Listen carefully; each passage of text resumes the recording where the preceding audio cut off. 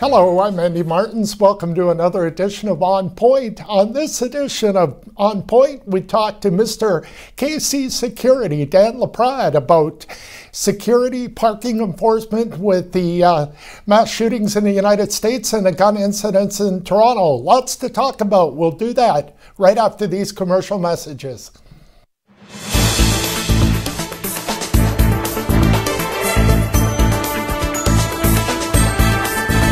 Head, shoulders, knees and toes, eyes and ears and mouth and nose. Head, shoulders, knees and toes, eyes and ears and mouth and nose. Head, shoulders, knees and toes.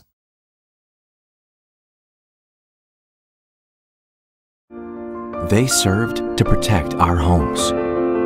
Now many are homeless. They fought for our way of life. Now many are fighting personal battles of their own. They answered the call for our country. Now we honor them by serving our communities. Help us help Canada's veterans. Become a Legion member today. Listen up, Canada. We need to talk. Didn't you make us a promise? You said kids are the future of Canada. In 1989, you promised That no kid in our country would live in poverty. but 1 in 7 of us still do. 1 in 7. We don't care whose fault it is. We just really, really need your help to fix it. You made a promise. You have to keep it.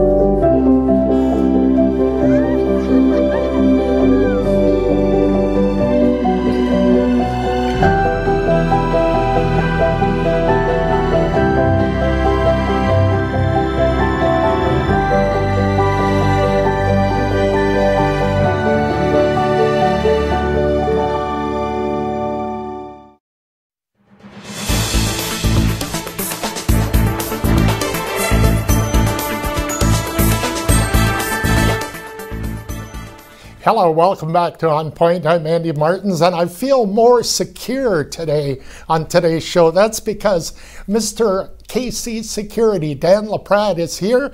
No stranger to On TV. He's one of the sponsors on TV. Welcome to the show, Dan. Thank you, Andy, for having me. Let's start out with this. Just a quick background. Your father has been in business. He's has a well-known roofing business.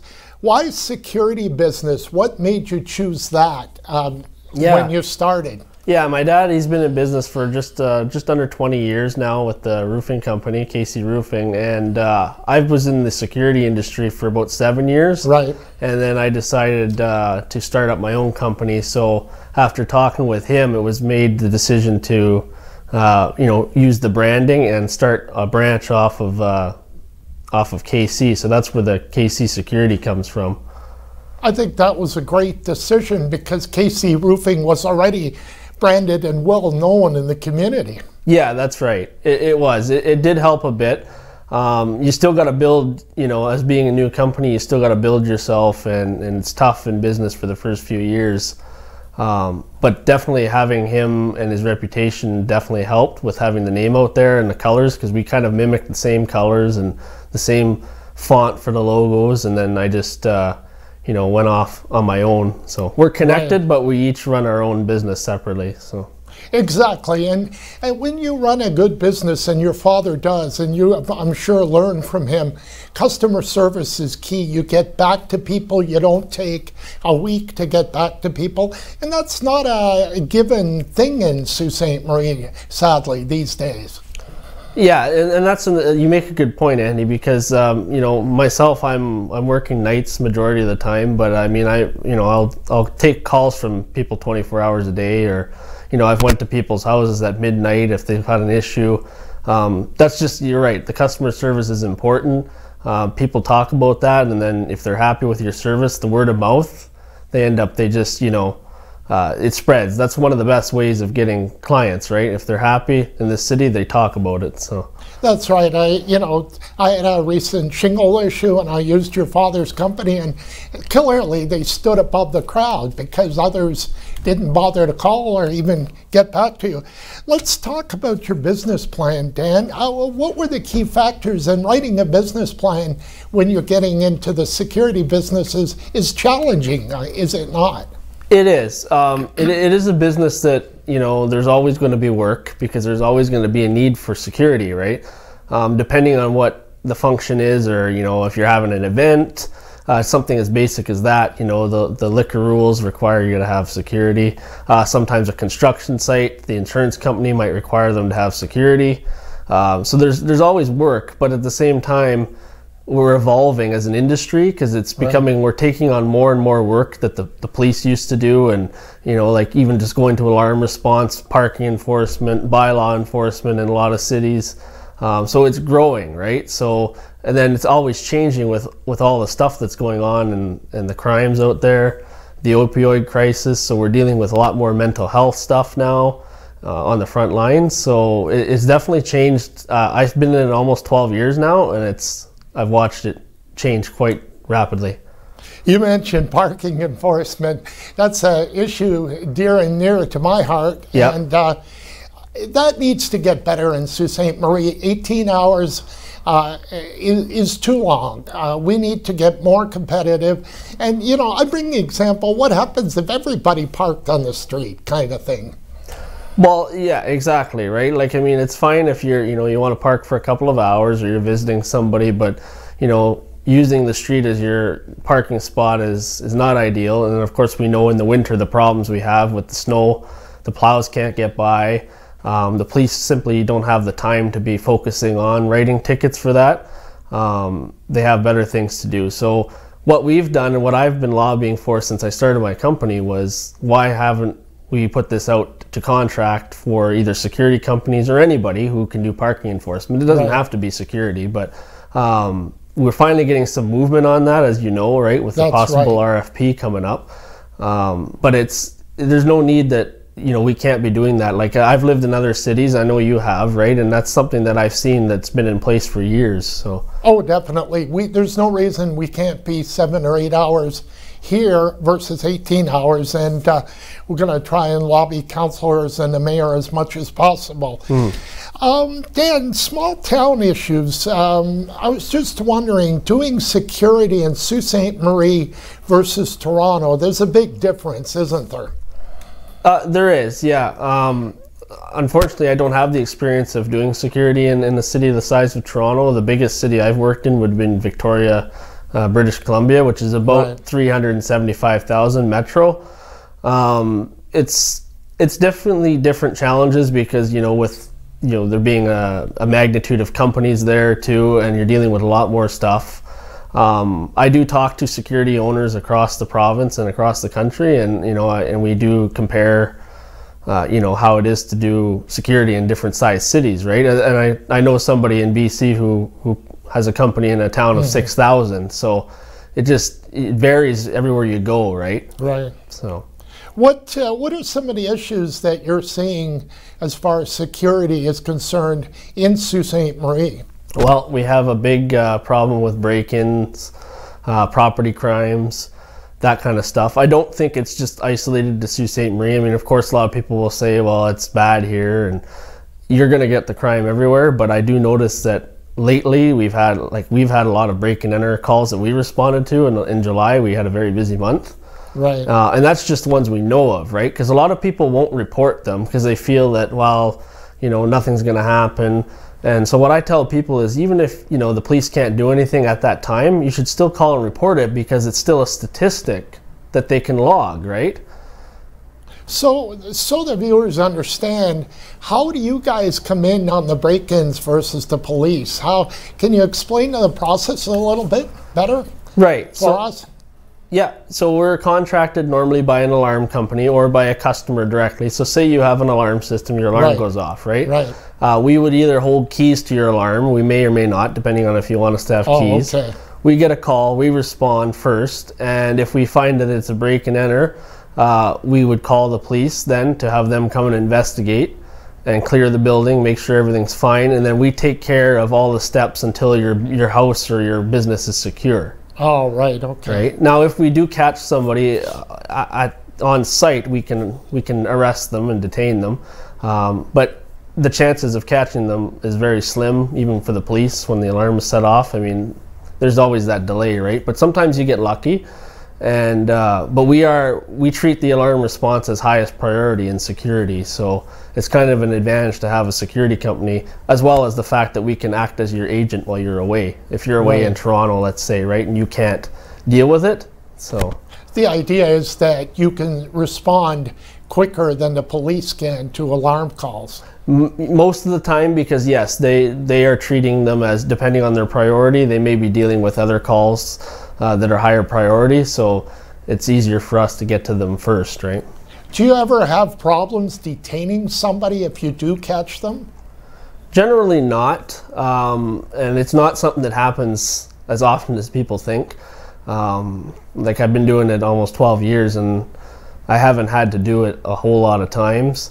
But you do got to be careful, right? Because now with what's going on, you don't know what people are carrying. You know, there's problems. You know, they could be carrying a knife or a needle. If you know, you don't know that, right? Or even worse, a gun. But we don't seem to have that problem here as much. It is a tough situation, isn't it? Yeah.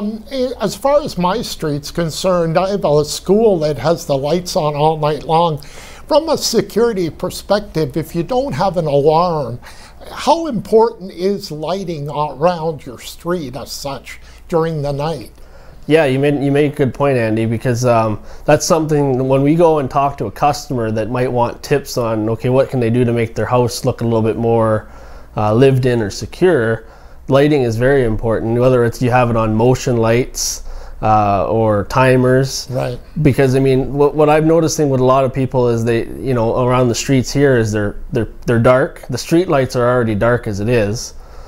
So, you know, if you have more lighting, less, you know, hedges around your windows and stuff like that, that are gonna, you know, keep that stuff free and clear, because it gives them a hiding spot if they're trying to look for a potential place to break in. Right. So lighting is very important, and yes, a lot of the schools and businesses, they keep them on all night for that reason, because they have cameras as well. So. And it's a known fact that that could deter criminals and break-ins and. Yes. Yeah. Stay right there, Dan. We'll take a quick commercial break, and we'll be right back with more On Point.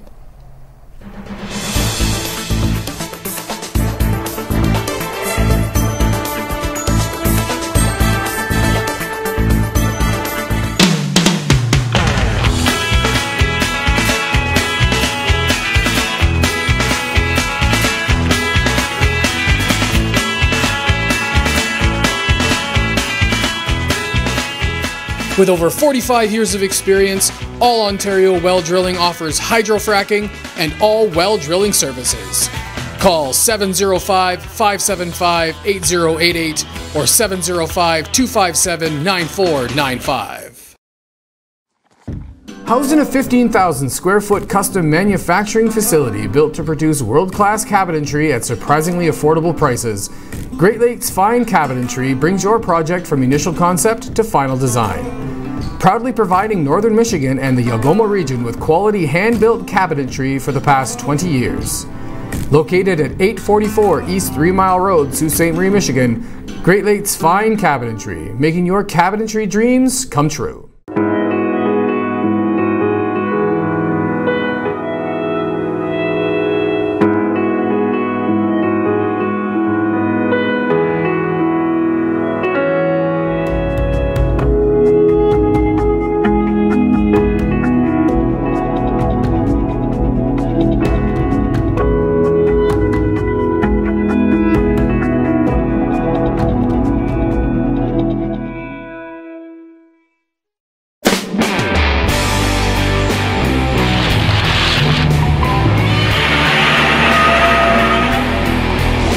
Coming to get you, Barbara.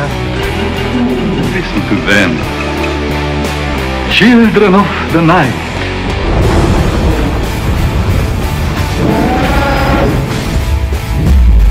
Alive! It's alive! At Maitland Ford Lincoln, we see our trucks everywhere. We see them on Queen Street, Lake Street, North Street, Bay Street, 2nd line, 3rd line, 4th line, Pine Street, Great Northern Peoples Road, Wellington, Cora Road, Bruce Street, Carmen's Way, Northern Ave, Trunk Road. Folks come from all over Algoma District and beyond to buy their truck at Maitland Ford Lincoln. Amazing prices, outstanding service. James Street, Shannon Road, Goulet Bay, Black Road, Government Road, and even on Pine Shores. Yep, our trucks are everywhere. Get yours at Maitland Ford Lincoln, built for Northern life, on Great Northern Road, just north of the hospital.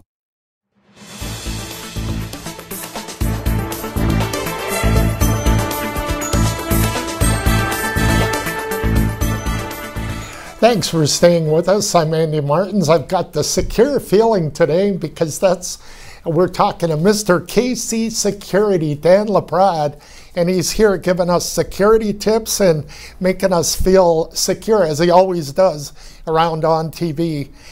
Dan, what are your objectives for 2019? I know you're such a great business owner. You set yourself and your staff here in Sault Ste. Marie and Elliott Lake, you set objectives for the business. Yeah, we've grown significantly since I started in 2015. So my goal is to continue to focus on what we do best, and that's the physical security side of things, right? Like the security guards, the event security, right, the mobile patrol, the response. When it comes to like technology side of things, like cameras and alarm systems and all that, we have partners for that, right? Like other companies we deal with that have been in the business long and they know their business. Right. So my feeling has always been to stick to what we know best and not to deviate into 20 different things at once, because when you do that, then something gets neglected. So we rather work with our partners on that, and then it just creates a big, network of companies that we can pull from that are experienced in that, right? So we're going to continue to focus on the physical security side of things. Our mobile patrol division is growing. We're adding more vehicles. We're getting more accounts. So that's the focus going into 2020 as well. Right. Is there a thought that once you get bigger, you could possibly buy out a company that deals with the camera and the technology end down the road and merge it with your company? It may be a possibility down the road. I don't know if that's something in the near term. It would all depend on the situation. I haven't considered even buying out any other companies at all. I actually started my company with a bit of money in savings, and I haven't had any, no buyouts, no nothing, no government funds, no loans, it's been, work hard and build it that way, right? So we haven't received any taxpayer money to build our company. So, but it's not been easy, right? When you start with not much and a credit card, you got to watch how it is the first few years. So exactly, you've got to be careful with your money in the beginning, and always really, because it's no point to overspend when you're in business. That's right.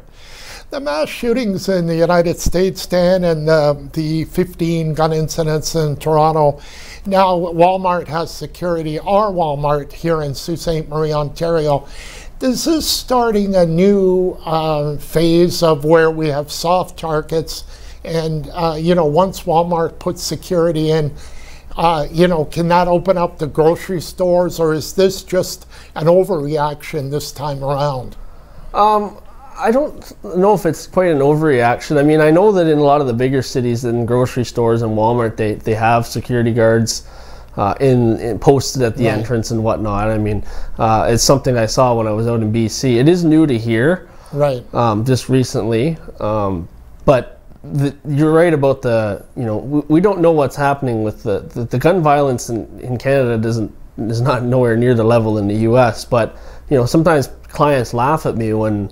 And I have actually heard this from other security owners that I talk to across the country, and they put it in their plans when they're talking to a client about what to do in an active shooting, or what to do in these situations. And people think it's funny, but it's not, because it could happen anywhere. And it can happen, and you know, your head will spin how quickly. My daughter was at the Raptors thing down in Toronto, and there was an active shooter there. And when you get hundreds of people running, it's quite not very funny and it happens when you least expect it. Yeah, that's right, and that was a very good example that you brought up with that, right? Because that was done so quickly, and I don't think they were prepared for the volume of people they had, right? So that's another thing, you know, when it comes to us, if we're doing a large event, we want to make sure that we have enough people in place. You know, sometimes people don't want to pay to have a certain amount of security guards, but you know, you've got to tell them, like, no, this is what we need to make sure the event runs smoothly and safely, right? Right, exactly. Being born and raised in Toronto, 15 gun incidents in one weekend is a little concerning. Absolutely, you know, that is, right? You know, people ask me doing security, right? Like, well, do you worry about being shot? Well, not so much, right? I mean, I don't wear a bulletproof vest. I wear a vest, but I mean, because, you know, we tend to come across, like I said, knives, needles, those kind of things more often. Right. But that doesn't say that it could happen. Yeah, it hasn't happened here in Canada that I'm aware of in any recent times, but, you know, for a security guard. But I mean, there is risk, right? We are on the front lines. That is another thing that I've been lobbying for with our ministry and our government. Provincial government, is that we need more regulations and more training and oversight in our industry. It's been neglected for far too long. Because you really are putting your life on the line, or the potential is there, and you need the right training to be able to deal with that. That's right. You know, and the perception's always been there from the public. Well, you know, security's low and they're down there and they don't do anything and they just sleep. Right. Well, you know, that's because of some bad companies or bad guards over the years that have given that reputation, right? You're going to get that in any industry, but yeah, we are trying to portray that no, that's not what it is anymore. It's, you know, we are doing a lot more than just watching a door. Well, I mean, even you look at Toronto the Good. When I grew up in the 70s in Toronto, it's not Toronto the Good, and you have security guards there with all the gun incidences. Things have changed. Yes, oh, absolutely, and it is. And you know, from when I grew up too, you know, I grew up in the neighborhood down here in the Sioux. I grew up near. My dad lives, you know, Wellington and Gore Street area, which is a very, very bad part of the city. There was a rough incident there not too long ago. Yeah, and you know, I worked at the Max Mart there in high school, and I never had any problems, and we didn't have the issues that we have today down there. Just as an example of how much the downtown's changed, right? Right, right. So. Dan, what are some of the questions businesses ask you before they hire you? Is it always different, or can you let our viewers know what are some of the questions you're asked? Let's say Great Lakes Honda, for an example.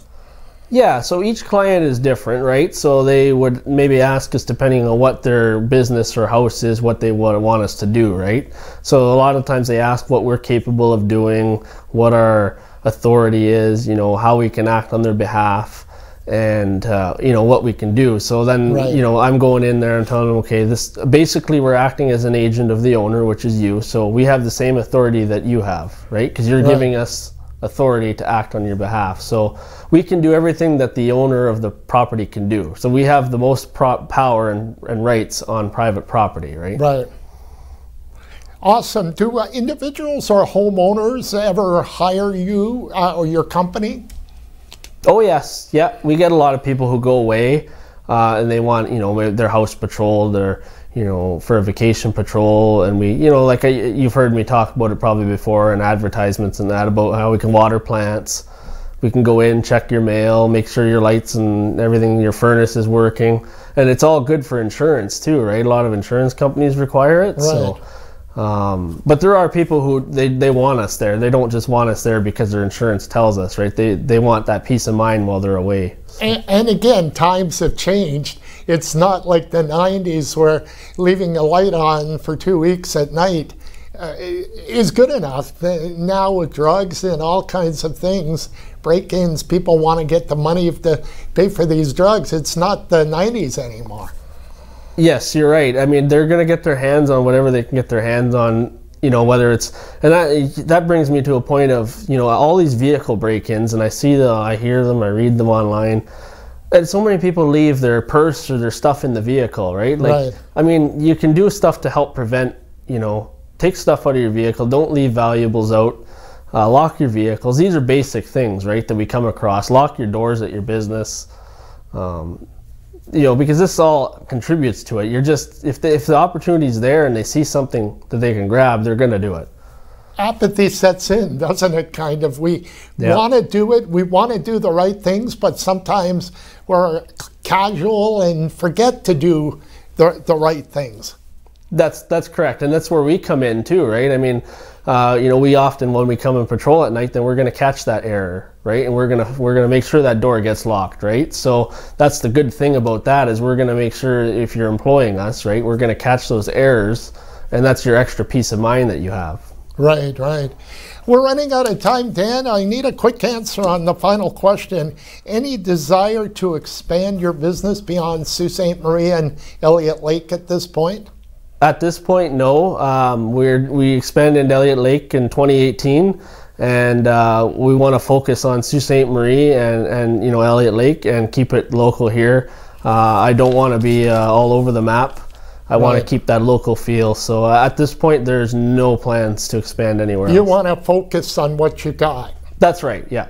Dan, it's been a thrill. We'll have you on again, and so much to talk about. Thank you so much. No problem. Thanks, Andy, for having me. All righty. I'll be back to wrap up the show right after these commercial messages.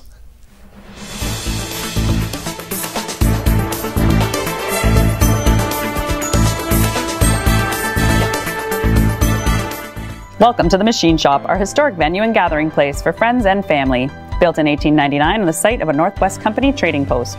Today we are a go-to venue hosting many expos, concerts, weddings, and more. While you're here, choose one of our dining experiences. Enjoy a quiet dinner at the Mill Steakhouse and Wine Bar, watch a game and try wood fire oven pizza and local draft at the Boiler Room, or treat yourself every day to gelato and local coffee at the Gelato Mill.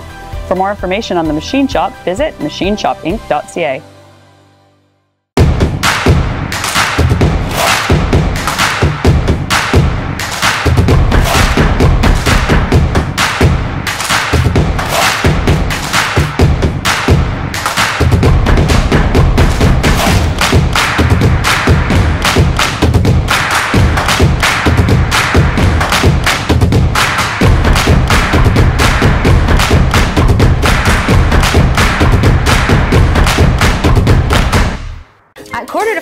Discover all kinds of treasures and never pay more than $5. Inventory is restocked every Saturday, and you can find anything from electronics to household items, toys, and much, much more. On Saturday, everything is $5 and the price goes down throughout the week, ending with 25 cents on Friday. We restock weekly with new items from various big box stores, so you never know what treasures you can find. Come visit us at 4:45, 2510 Ashman Street in Sault Ste. Marie, Michigan. Have a great business idea but don't know where to start? Need help taking your business to the next level? C2C Business Services can be your guide in navigating the path of entrepreneurship, with services ranging from grant funding support, access to service experts, market information, and helping your business adopt new technologies to create and foster a culture of innovation for ongoing success. Call C2C Business Services and let them be your first step in taking your entrepreneurial dreams from concept to commerce. C2C Business Services is a division of the Sault Ste. Marie Innovation Center.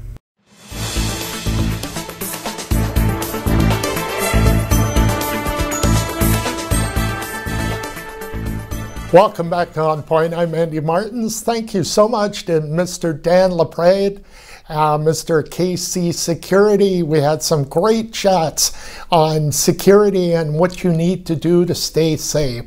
And that's another edition of On Point. I'm working on a couple of very big interviews, but you'll have to stay tuned. Have a great day. I'm Andy Martins for On Point. We'll see you next time.